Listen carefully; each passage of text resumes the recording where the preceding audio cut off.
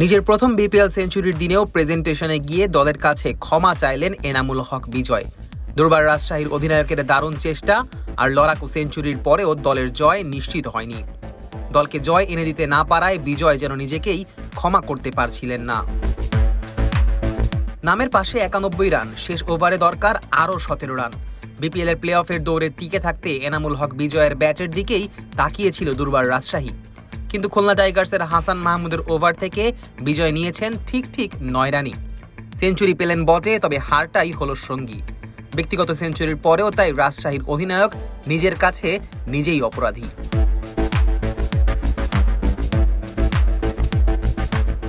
যদিও এমন সেঞ্চুরির দিনে এনামুল হক বিজয় নিজের আর বিপিএল এর রেকর্ড বুকটায় সংস্করণ আনলেন আরও একবার। খুলনা টাইগার্সের বিপক্ষে 57 বলে 100 রানের ইনিংসে বিজয় হাঁকিয়েছেন 5টি ছক্কা।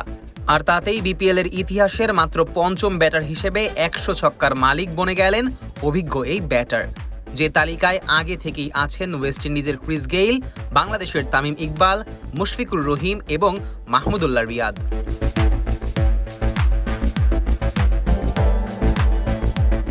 তবে বিজয়ের কীর্তি আরেকটু স্পেশাল হলো সেঞ্চুরির সুবাদে, যেখানে তুলনা চলে কেবল গেইল এবং তামিমের সঙ্গে।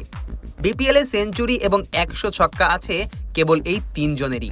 বাংলাদেশের ফ্র্যাঞ্চাইজি লিগে সবচেয়ে বেশি ছক্কা এবং সেঞ্চুরি দুটো রেকর্ডই ক্রিস গেইলের।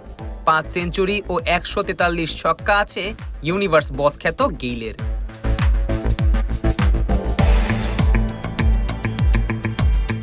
দুয়ে থাকা তামিম ইকবালের ছক্কা 119টি, সেঞ্চুরি সংখ্যা 2টি। আর গতকালই অভিষেক সেঞ্চুরির 7 পাওয়া বিজয়ের 6-এর সংখ্যা এখন 104টি। ছক্কার তালিকায় তিনি উঠে এসেছেন 3 নম্বরে। চতুর্থ স্থানে থাকা মুশফিকুর রহিমের ছক্কা 102টি। এছাড়া মাহমুদুল্লাহ রিয়াদের আছে 100 ছক্কার কীর্তি।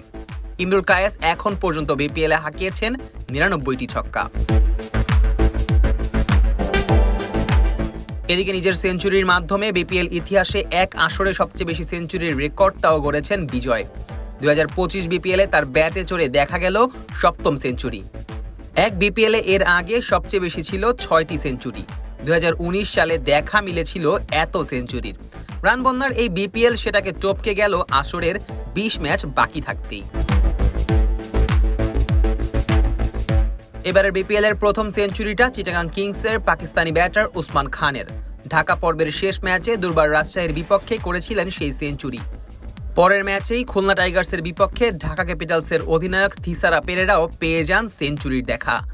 সিলেট পর্বে 3 সেঞ্চুরি এসেছে অ্যালেক্স হেলস, লিটন কুমার দাস এবং তানজিদ হাসান তামিমের কাছ থেকে। আর চট্টগ্রাম পর্বে সেঞ্চুরির দেখা পেয়েছেন গ্রাহাম ক্লার্ক এবং এনামুল হক বিজয়। দল হারলেও বিজয়ের দিনটাকে রেকর্ডের স্বার্থে তাই আলাদাভাবে মনে রাখতেই হবে বিপিএল ভক্তদের। Nazmus Sakib, on field.